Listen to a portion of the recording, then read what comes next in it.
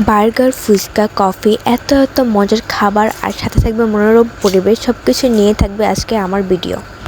তো আমার এক আন্টি প্রায় আমাকে এই মজার মজার খাবারগুলো খাওয়ায় থাকে। তিনি সবসময় আমাকে মজার মজার খাবার খাওয়াতে অনেক বেশি পছন্দ করে। তিনি আমার আন্টি হলো আমার বান্ধবীর মতো, বান্ধবী থেকে কোনো দিক দিয়ে কম না। আমরা ফ্রেন্ডলি চলাফেরা করি, আমাদের দেখলে কেউ বলবে না যে উনি আমার আন্টি বা আমি ওনার মেয়ের মতো।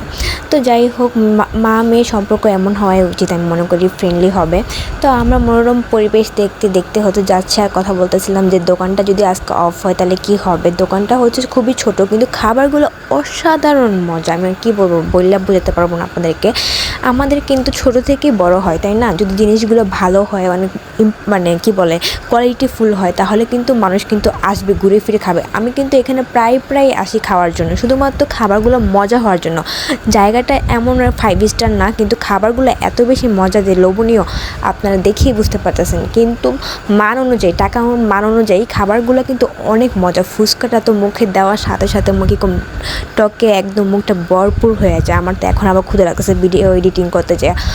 কি যে কমো, আমি কিন্তু খাবার প্রিয়, মানে যে খাবারটা অনেক বেশি মজা লাগে সেটা আমি বারবার ঘুরে খাই। এটাই আমার, মানে কি বলবো, আমার কিছু বলার নেই। কফিটাও অনেক মজা ছিল অ্যান্ড আমার কাছে অনেক বেশি ভালো লাগছে। তারপর কথা বলতে বলতে খাওয়া দাওয়া শেষ করে বাসায় আসা পড়তেছিলাম, সন্ধ্যা হয়ে গেছে। আজকের ভিডিওটা এই পর্যন্ত। সবাই সুস্থ থাকবেন, ভালো থাকবেন, ফলো করবেন। Bye bye.